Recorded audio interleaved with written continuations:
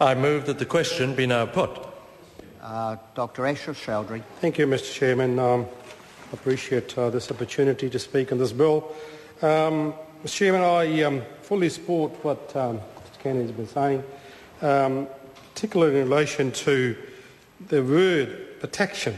I mean, it's almost unbelievable that someone like the Minister Nick Smith, Dr. Nick Smith, who I've jointly gone with him to meet with the Engineers Association and discuss a lot of these issues, and I thought he should know better.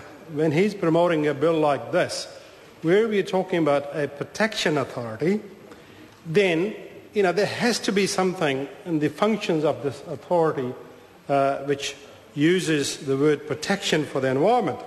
And it's really very sad to see that he has really very limited objectives of this authority. And, Mr. Chairman, I had in the 1980s, I had the opportunity to do some research over in the US with the Department of Agriculture, and a part of that research was to working with the EPA over there in doing the research, and particularly relating to water, groundwater, and also in relation to water management in soils. And one of the important things that EPA did there was to do research and development in these issues, particularly land-based issues. And they have, EPA in the US, which was established 40 years ago, and one of their major functions is actually to do research, science research and development. And that's nothing in this bill which really talks about research and development. And I think I'll ask the Minister to take call and let us know what is in there in this bill which talks about research and development, particularly emphasising that which is, should be part of the EPA.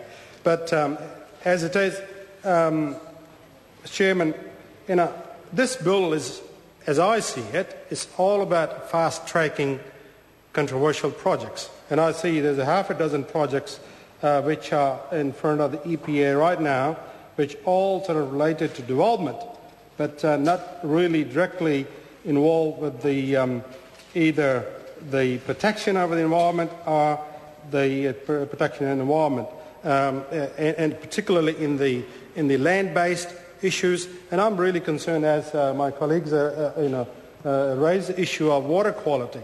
And again, I'm personally aware there's major issues developing in water quality in agricultural lands. And there's two areas. One, of course, is is being talked about nowadays is dairy industry, where dairy farming is increasing, the number of dairy herds are increasing, but there's a whole lot of pollution coming from the land which is polluting our waters, and there's no standards at the moment. I know the Minister announced something today about something to do with the water standard. I still need to be convinced what he's trying to do. But another particularly important issue, Mr. Chairman, is to do with what we call non-point source pollution. Now, this is a pollution which is coming from the farms, particularly the nitrates and the pesticide, in the runoff from water, particularly from the dairy farming area and also agricultural land, which particularly cropping area and the horticulture area. There's a huge issue in areas like, I know, in Levin, where the major horticulture area, the major problem with the leaching of nitrates and runoffs.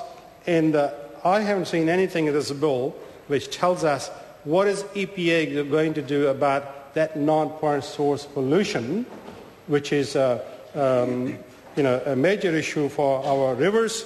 And also, not only that, but those of you who probably seen the Manawatu River after rain, there's a huge amount of soil coming through from the Wairarapa and through the Manawatu area to all the soil coming from the land. And that is an issue which I'm personally very keen for the Minister to take a call and tell us about what is EPA going to do about those issues. Thank you, Mr. Chair. I'll call Lewis Wall. Kia ora, Mr. Chair. This Environment Protection Authority Bill is flawed. I want to highlight my colleague Charles Chauvel's press release because we have tried to fix it, haven't we, Charles? And the reality is that side of the House don't want us to help fix it. But we are opposing this bill quite vigorously, and I'd like to tell you why. I actually want to focus on a press release, a New Zealand Government press release that was issued at 2:47 p.m. on the 16th of November 2010. And in this press release, Dr. Nick Smith said that the EPA, and I quote, is about providing stronger central government leadership on environmental issues. Now, I find that incredibly interesting because they seem to want to protect environmental issues, but actually don't have as a mandate of the bill or the EPA, the fact that they should protect the environment. So it's completely ironic to have a bill that isn't going to fulfil any of the objectives of the name of the bill. But what I really want to highlight actually in standing is what does Nick Smith mean about providing stronger central government leadership. And what we've found already, what it actually means is minimising the opportunity for local people, mum and dad New Zealander, for Māori and other interest groups to have a say about developments that are happening where they live. And I would like to use actually a few examples, and one of the examples is the Waterview Connection Project, which is particularly relevant to my colleague David Shearer. And I'd like to actually draw on some press releases about what has happened with the Waterview Connection Project and how, in fact, the EPA has undermined the opportunity for local people, for elected members of that community to be involved in the decision-making about projects such as the Waterview Connection Project. So we had people like Councillor Fryer at that time and Councillor Casey, also other community leaders who were only given 20 days to have their say as local people in local communities about an extension which, as we all know, had huge impact on local people, homeowners, business people, and there was a 40-volume application with 54 resource consents and 7 new designations that this community was only given 20 days to respond to. Now, I find it incredibly interesting that community were engaged, they wanted to have their say, they wanted to represent the interests of local people, and they were denied an additional 10 days. And you've got to ask, how flawed is a process that is supposed to be about democracy? Point of order, the Honourable Dr. Nick Smith. Mr. Chairman, I've listened carefully to the member's contribution. There is nothing in her speech that has any regard to the Part 2 debate that we are currently considering. Yes, I do remind members that we are on Part 2, and that is the Environmental Protection Agency. So if the member can come back to that. Lewis Wall. Kia ora, Mr. Chair. I'm just saying that the functions of the EPA are to exercise the powers and carry out the function and duties conferred onto it or under this Act.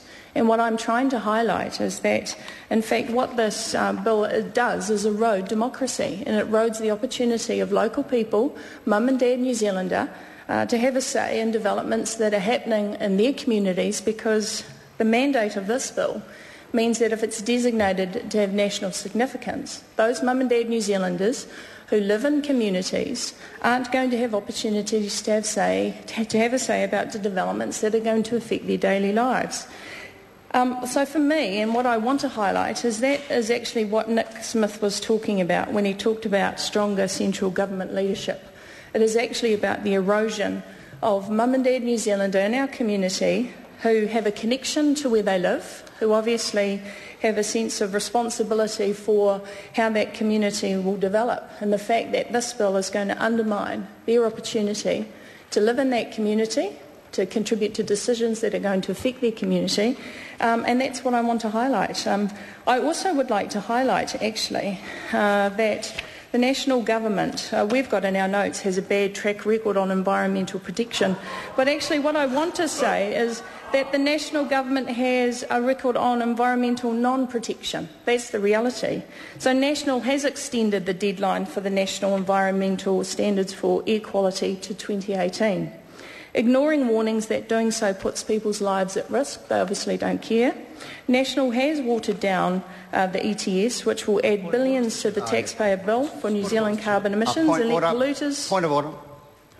Point of order, the Honourable Dr Nick Smith. Mr Chairman, the members' comments have absolutely nothing to do with Part 2. None of the issues that you've raised are relevant to the part.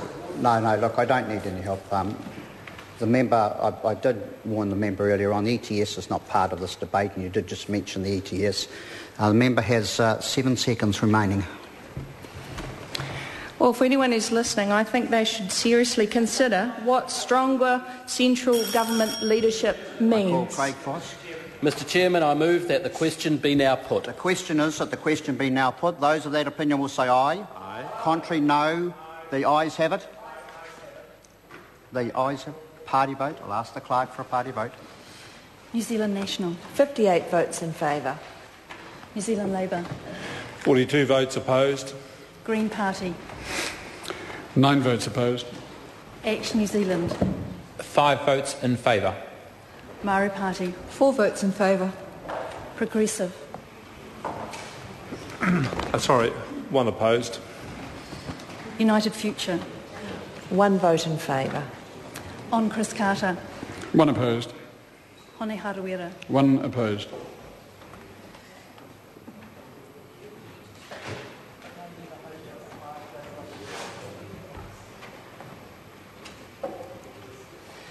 Members, the ayes are 68, the noes are 54. The question will be put. We have a number of amendments to deal with first. The first amendment in the name of Charles Chevelle is to Clause 7 as set out on SOP number 243. The question is that the amendment be agreed to. Those of that opinion will say aye. Aye. Contrary, no. The noes have it. Party vote. I'll ask the clerk for a party vote. New Zealand National. 58 votes opposed. New Zealand Labour. 42 votes in favour. Green Party. 9 votes in favour. Act New Zealand. 5 votes opposed. Maori Party. 4 votes opposed. Progressive. 1 vote in favour. United Future. 1 vote opposed. On Chris Carter. 1 in favour. Hone Harawira. 1 in favour.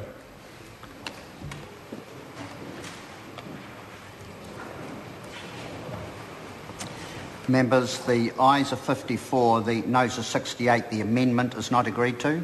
The next amendment in the name of Charles Chevelle is to Clause 11, as set out on SOP number 242. The question is that the amendment be agreed to. Those of that opinion will say aye. Aye. Contrary, no. The noes have it. So, party vote. I'll ask the clerk for a party vote. New Zealand National. 58 votes opposed. New Zealand Labour. 42 votes in favour. Green Party. 9 votes in favour. Act New Zealand. 5 votes opposed. Maori Party. 4 votes opposed. Progressive. 1 vote in favour. United Future. 1 vote opposed. On Chris Carter. 1 in favour. Hone Harawira. 1 in favour.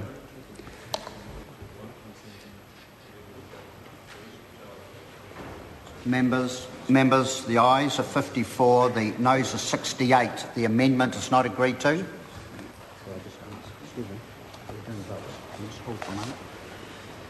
The next amendment in the name of Kennedy Graham is to Clause 11. The question is that the amendment be agreed to. Those of that opinion will say aye. Contrary, no. No. The noes have it. So, party vote. I'll ask the clerk for a party vote. New Zealand National. 58 votes opposed. New Zealand Labour. 42 votes in favour. Green Party. 9 votes in favour. Act New Zealand. 5 votes opposed. Maori Party. 4 votes opposed. Progressive. 1 vote in favour. United Future. 1 vote opposed. On Chris Carter. 1 vote in favour. Hone Harawira. 1 vote in favour.